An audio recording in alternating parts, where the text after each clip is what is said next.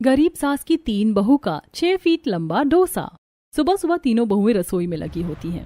किरण, मैंने चूल्हा लीप दिया है, जल्दी से दाल चावल धो के दे दो ताकि चूल्हे पर चढ़ा दूं। टाइम से खाना पीना बनाकर आज हमको खेत पर सब्जी तोड़ने भी चलना है।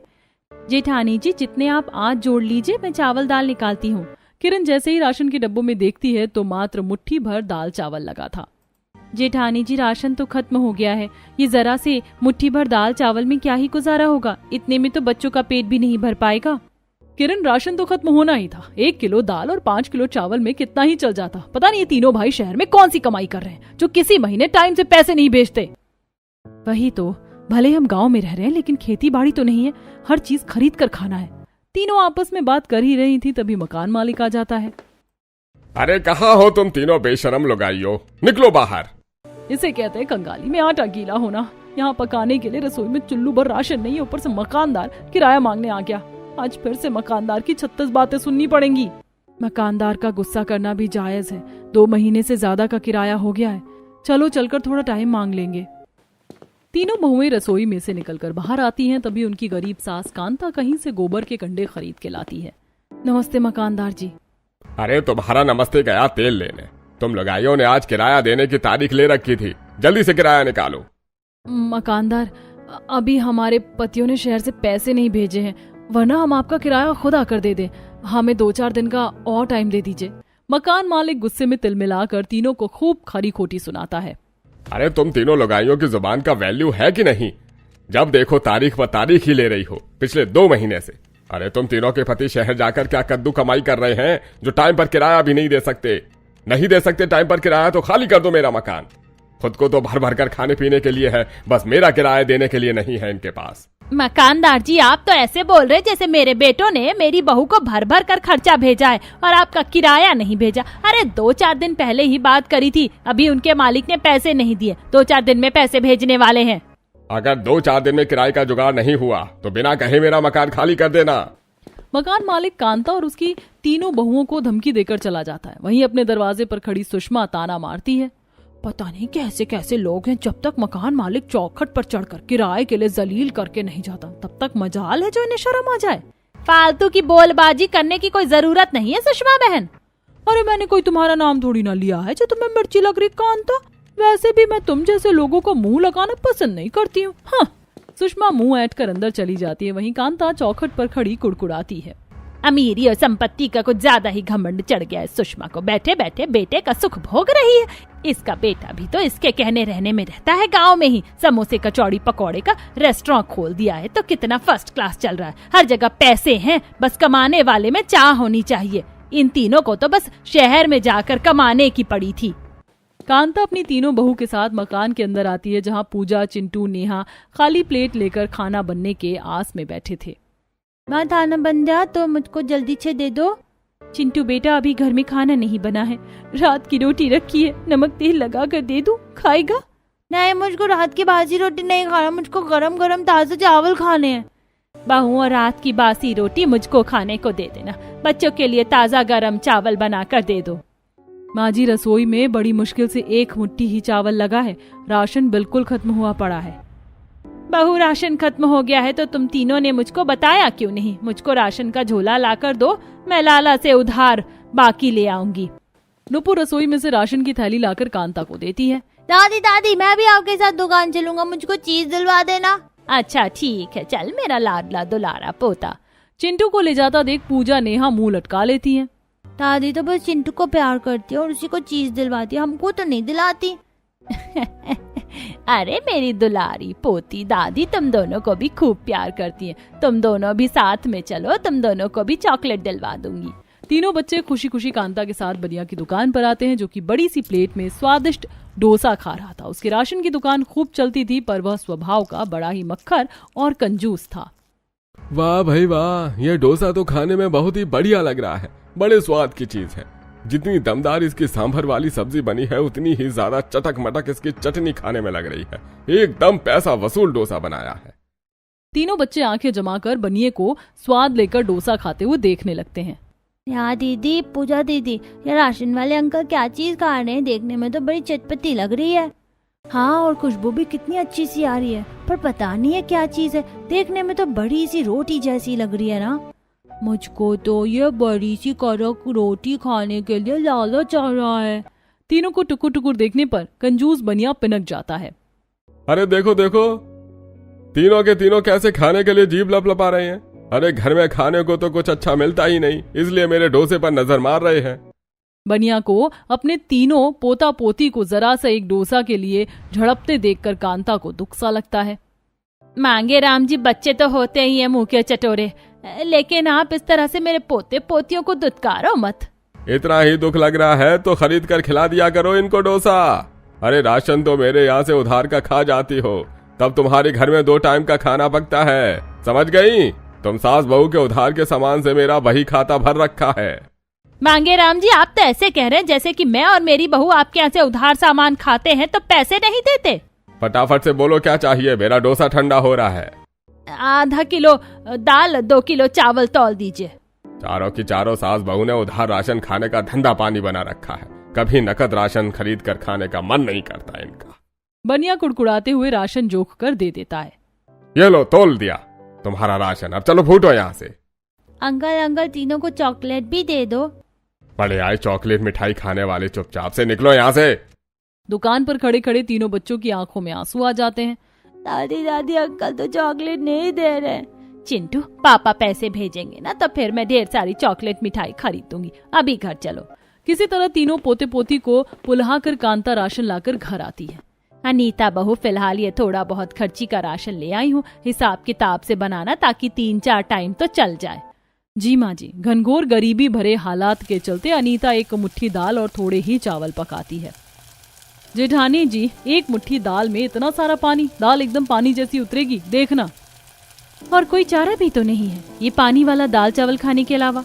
मेरा तो मन पक गया है। मेरा तो बहुत दिनों से पकौड़े और आलू चाप खाने का मन हो रहा है। रोज रोज फीका उबला खाना खाकर गुजारा करना पड़ता है। किसी तरह तीनों थोड़े में ही थोड़ा खाना सभी को परोस कर खिलाती हैं। इसी तरह कुछ दिन गुजर जाते। तभी केशव सुबह सुबह घर आता है। प्रणाम कांता चाची। खुश रह केशव बेटा, कब आया शहर से? बस कल ही आया हूँ चाची। ये आपके तीनों बेटों ने शहर से कुछ पैसे भेजे हैं, वही देने आया हूँ। चलो, कम से कम हमारे पतियों ने पैसे भिजवाए। अब सबसे पहले मकान मालिक के मुंह पर उसका किराया मार देंगे। एक भड़क उतरेगी, बाकी पैसे से राशन पानी साग सब्जी भर लेंगे। केशव बेटा, जरा अपना फोन मिलाकर मेरे तीनों बेटों से बात करवा दे, उनका हाल समाचार ले लेती हूँ। जी चाची, लीजिए बात कर लीजिए। केशव फोन लगाकर दे देता है। हेलो, प्रणाम, कैसी हो माँ? हेलो, कौन? भूषण बेटा? हाँ माँ, पैसे मिल गए। केशव के हाथ भिजवा दिए थे 9,000 रुपए। बेटा 9,000 में किसको किसको देंगे? राशन वाले का उधार हो रखा है, मकानदार को 2 महीने का किराया देना और घर में भी राशन पानी डलवाना है। सब चीज कैसे होगी? माँ, हम भी क्या करें? सेठ हमें खिला पिला कर महीने का तीनों भाइयों का 15,000 ही देता है। उसमें रहने के लिए अलग से कमरा ले रखा है, तो कमरे का किराया 4,500 रुपए लग जाता है। और बीच में तबीयत खराब हो गई थी तो छुट्टी के पैसे कट गए थे, इसलिए थोड़ी देरी हो गई। देखता हूँ कि बीच में सेठ से पैसे थोड़े लेकर भेज दूंगा। भूषण डोसा बनाते बनाते फोन पर बात कर रहा होता है। तभी दुर्गा सेठ आकर चिल्लाता है। अरे तभी कहूँ, डोसा बनने में इतनी देर क्यों लग रही है? फोन पर गप्पे जो लग रही हैं, बाहर सारे कस्टमर की टेबल खाली पड़ी है, फटाफट से डोसा बना। और तुम दोनों अभी तक सब्जी ही काट रहे हो, सांभर कब बनाओगे? भूषण के साथ साथ सेठ राकेश और पंकज पर भी राशन पानी लेकर चढ़ जाता है। सेठ, एक हांडा सांभर बनाकर पहले ही रख दिया है, जितने में ये खत्म होगा तब तक ये दूसरा सांभर भी तैयार कर लेंगे। अरे जल्दी जल्दी हाथ चलाओ। और तू फोन काट कर काम के वक्त फोन पर बात करने की जरूरत नहीं है। चल फोन काट। काम के न काज के, दुश्मन अनाज के। अच्छा माँ, मैं फोन रखता हूँ, बाद में करता हूँ। अभी रेस्टोरेंट में भी भीड़ हो रखी है। ठीक है बेटा। पता नहीं है दुर्गा सेठ खुद को समझता क्या है, जब देखो आकर सुना देता है। जबकि हम तीनों के दम से ही इसके दुर्गा डोसा का रेस्टोरेंट भी चल रहा है। हम तीनों भाइयों से 10 नौकर बराबर काम लेता है और तनख्वाह मुट्ठी भर देता है। क्या सोचकर शहर में आए थे कि हम भाई की यहाँ पर थोड़ा अच्छे से कमाकर कुछ पैसे जोड़कर अपने गांव जाएंगे और वहीं पर कुछ अपना खाने पीने का खोलेंगे। पर जो भी जितना भी कमा रहे हैं वो तो खर्चे में ही खत्म हो जाता है। एक अठन्नी भी हमारे पास नहीं बच रही। दुर्गा सेठ का स्वभाव बड़ा ही खड़ूस और लालची था। उसका दुर्गा डोसा रेस्टोरेंट सुबह के 10 बजे से लेकर रात के 10 बजे तक चलता था, जो कि खूब अच्छा चलता है। डोसा बेचकर उसका रोजाना का गल्ला 10,000 से ऊपर का था। इसके बाद भी वह तीनों भाइयों को 15,000 से एक पाई ज्यादा नहीं देता था। ऐसे ही थोड़े दिन गुजर जाते थे। सब्जी ले लो, सब्जी ताजा ताजा सब्जी, बढ़िया फूल गोभी, पत्ता गोभी, मटर, हरी हरी सब्जी 20 रुपए का पाव। सब्जियों का इतना महंगा रेट सुनकर किरण नुपुर चौंक गई। सब्जियों की रेट तो जैसे आग लगी पड़ी है, सोने के भाव बिक रही है सब्जी। सचमुच में इस बार तो सब्जियों का रेट घटने का नाम नहीं ले रहा। गरीब आदमी क्या सब्जी खरीदेगा और खाएगा। अब तो लगता है बस केवल थोड़े आलू ही सस्ते हैं, वही ले लेते हैं।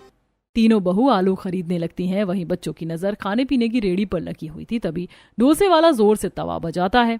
डोसा गरम चटपटा डोसा खाओ, खा लो जी तीखे तीखे सांभर के साथ चटपटा गरम डोसा खाओ। तभी बाजार में डोसे की नई नई रेडी देखकर तीनों बच्चे खाने की जिद करते हैं। चाची चाची मैं तो चटपटा डोसा खाऊंगी, मुझको वही खरीद देना। मुझको भी डोसा खाना है। अगर तुम दोनों डोसा खाओगे तो मैं भी डोसा खाऊंगी। तीनों बच्चों को डोसा खाने के लिए जिद करते देखकर नुपुर किरण संकोच में आ जाती हैं। एक तो पहले ही हमारे पास इतने कम पैसे बचे हैं, पता नहीं इतने में डोसा आएगा कि नहीं। दोनों बहुएं बच्चों को डोसा खिलाने के लिए लेकर जाती हैं। भैया एक डोसा कितने का है? बहन जी ये वाला प्लेन डोसा 50 रुपए का पड़ेगा और ये पनीर वाला 100 रुपए का पड़ेगा। कौन सा खाना है? हमारे पास केवल 50 रुपए भैया, ये प्लेन डोसा एक पैक कर दीजिए। नहीं मम्मी, मुझको अलग से डोसा दिलाओ, मैं इन दोनों के साथ नहीं खाऊंगा। मेरे पास ज्यादा पैसे नहीं है, चुपचाप से तीनों चलकर एक डोसे में खा लेना, वरना ये भी नहीं खरीदूंगी। ठीक है खरीदो, मैं खा लूंगा एक में। तीनों को डोसा दिलवाकर बहुएं घर आती हैं। तब पूजा प्लेट में डोसा निकालते और 2 कटोरी में सांभर और चटनी डालती है और तीनों खाने लगते हैं। मजा आ गया मम्मी, डोसा खाने में तो बहुत बढ़िया लग रहा है और टेस्टी भी है। अरे मंजली बहू, छोटी बहू, ये तुम दोनों ने तीनों को क्या खरीद के दिया है खाने को?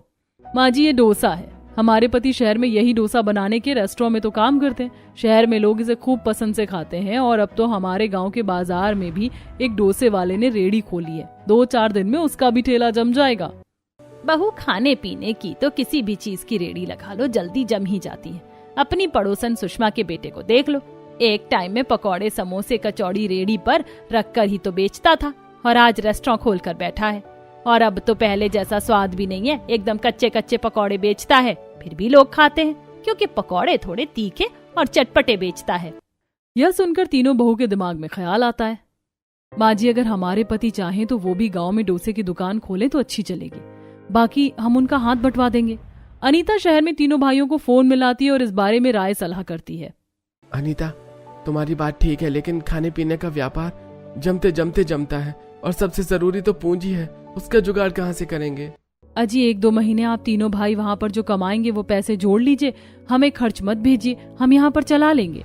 अब शहर में तीनों भाई डोसे की दुकान खोलने के लिए पैसे जोड़ने लगते हैं। वहीं बहुएं गांव में कुछ दिन खेतों में सब्जियां तोड़ने का काम करती हैं, जिससे खेतीहर कई बार उनको कुछ खराब सब्जी भी दे देते, जिसमें से तीनों खाने लायक सब्जियों को बनाती और खराब सब्जियों के बीजों को आंगन में क्यारी बनाकर बो देती हैं, जैसे कि बैंगन, पेठा, बीन्स। 1-1.5 महीने में ही वह खूब घनी बेल पकड़ लेती है और उसमें ताजी ताजी सब्जियां आने लगती हैं। माँ जी देखिए, हमारी बेल वाली सब्जियों में से कितना बड़ा सीताफल टूटा है, इसकी सब्जी तो बहुत ही बढ़िया बनेगी।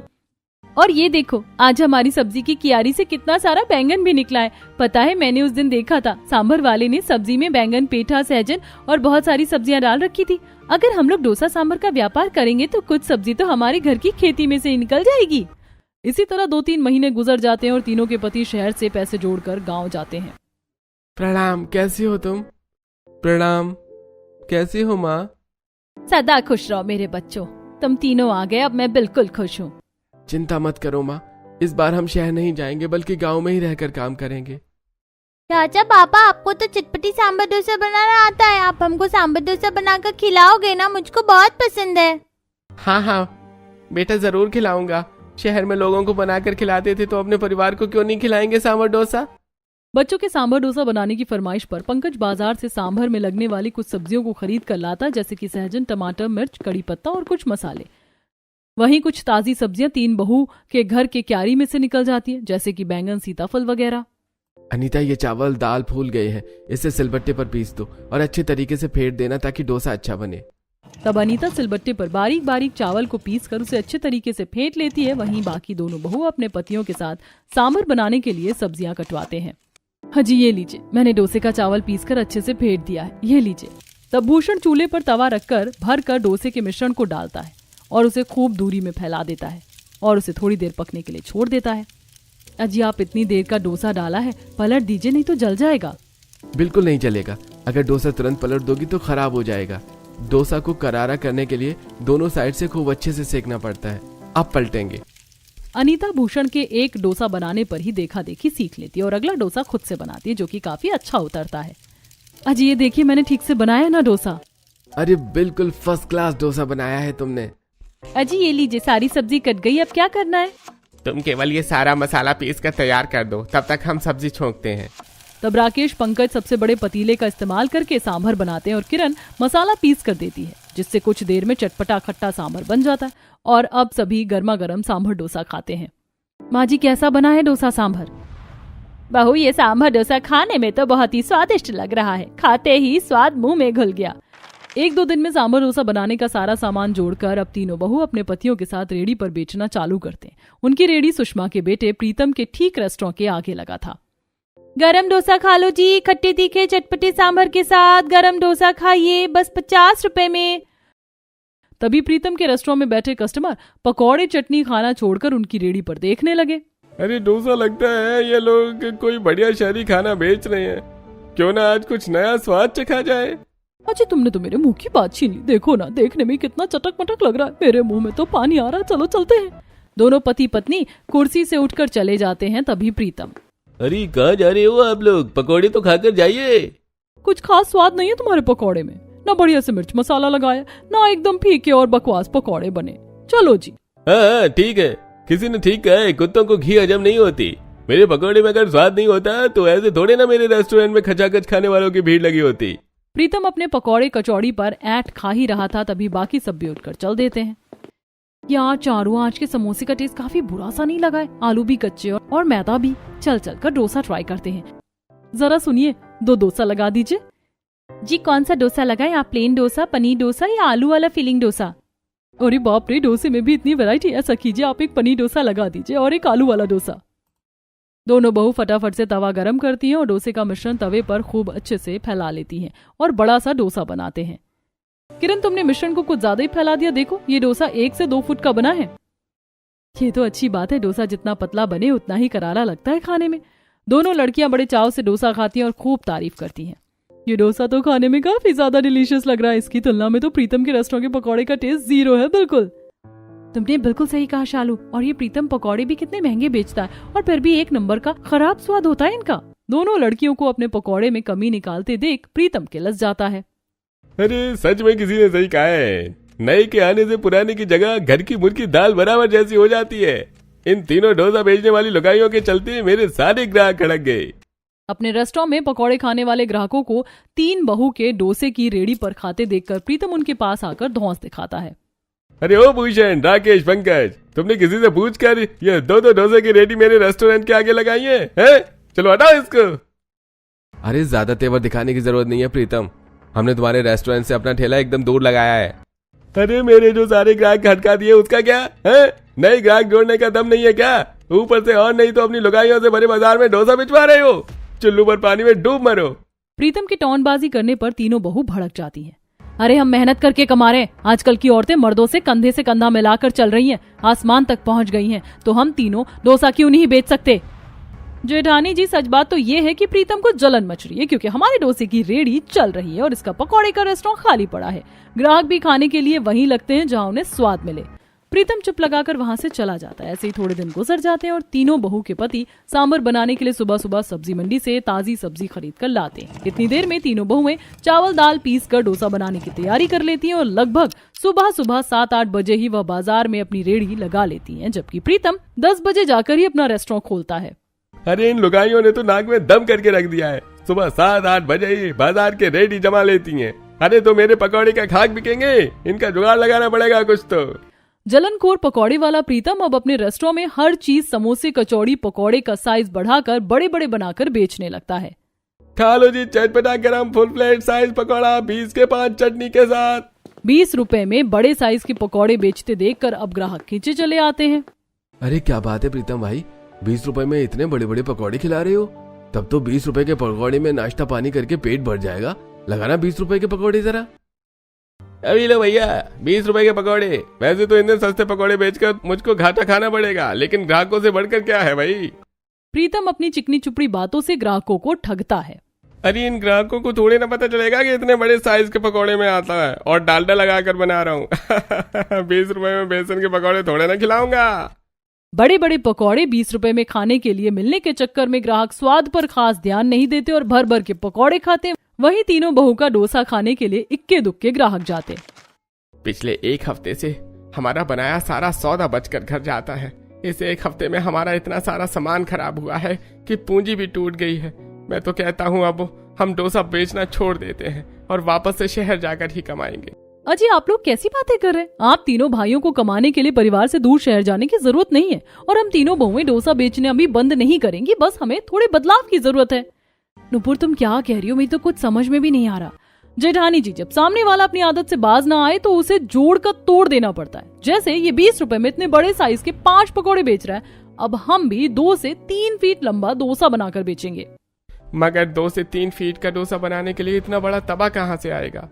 यह सोचकर तीनों बहू उनके पति चिंता में आ जाते हैं। तभी नुपुर, एक तरकीब है, अगर हम 2 गैस स्टोव और 2 तवे जोड़कर बनाए तो 3 फीट क्या 6 फीट लंबा डोसा भी आसानी से बन जा सकता है। बस तवे किनारे वाले नहीं बल्कि समतल होने चाहिए। ऐसा तवा मैं बना दूंगा। राकेश कबाड़ी वाले के यहाँ से कुछ खराब बर्तनों को खरीद लेता है और उनको पीट पीट कर पतले चादर करके बड़ा सा तवा बना लेता है, जिस पर अगले दिन तीनों बहू 3 फीट लंबा चौड़ा डोसा बनाकर बेचने लगती हैं। आइए आइए, बढ़िया 3 फीट लंबा चौड़ा तवा डोसा खाइए जी, भरकर सांभर और चटनी के साथ। तीनों बहू का 3 फीट लंबा अनोखा डोसा खाने के लिए लोग उनके यहाँ चले आते हैं। अरे बहन जी, 3 फीट लंबा डोसा।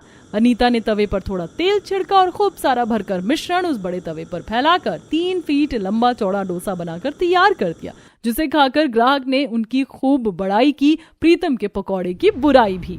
और ये वाह बहन, तुम्हारा ये 3 फीट लंबा चौड़ा डोसा तो और भी ज्यादा शानदार स्वाद का लग रहा है खाने में। और ये प्रीतम तो बड़ा घपलेबाज है, हम ग्राहकों को आटे और डालडे के बने पकौड़े खिलाता था। 20 रुपए में 1 पीस पकौड़ा खाते हैं, मुंह भरकर डालडा चिपक जाता था। ये सुनकर प्रीतम गुस्से में पिनकते हुए बोला, हाँ, मैं तो डालडा का पकौड़ा बनाकर खिलाता था और ये तीनों तो जैसे तुम्हें प्योर घी में डोसा बनाकर खिलाती हैं। मिलावट तो ये भी करती है ना। हम कोई मिलावट वाला डोसा ना तो बनाते हैं ना बेचते हैं। अरे ठीक है, फिर मेरी आंखों के सामने 6 फीट लंबा चौड़ा डोसा बनाकर दिखाओ। मैं भी उतना ही बड़ा पकौड़ा बनाऊंगा जिसके में स्वाद होगा, न वही इस बाजार में बेचेगा खाने को। ठीक है, हमें मंजूर है। अगले ही दिन तीनों बहुएं 6 फीट लंबा चौड़ा डोसा बनाने का सारा सामान लगभग ग्राहकों के आगे तैयार करती हैं। वहीं दूसरी तरफ प्रीतम आटे का मिलावट वाला बेसन पकौड़े में इस्तेमाल करता है और खराब गले प्याज और सब्जी भी लगाता है और सबसे सस्ते रेट का रिफाइंड इस्तेमाल करके 5 फीट लंबा पकौड़ा बनाता है, जिसे चखते ही ग्राहकों ने मुंह भींच लिया। अरे ये कैसे पकौड़े बनाए हैं तुमने? अच्छे से सिझाया भी नहीं है, अंदर से बिल्कुल कचर कचर लग रहे हैं। वहीं तीनों बहुएं 3 अलग अलग बड़े डोसा बनाकर उन्हें एक साथ जोड़कर 6 फीट लंबा चौड़ा डोसा बनाकर चटनी और सांभर के साथ ग्राहकों को देती हैं। वाह, इतना बड़ा डोसा बनाने के बावजूद भी कितना बढ़िया स्वाद है, इसे मजा आ गया खाकर। आखिर में 3 बहू के 6 फीट लंबे डोसे की वाहवाही होते देखकर प्रीतम हार मानकर अपनी कचौड़ी पकौड़े का रेस्टोरेंट बंद कर देता है। अब तीनों बहू उसी में 6 फीट लंबा डोसा बनाकर बेचने लगती हैं, जिसे खाने के लिए लोगों की खूब लंबी लाइन लगी रहती है और उनके पति डोसा होम डिलीवरी का काम करते हैं। डोसा बेचकर उनकी गरीबी दूर हो जाती है।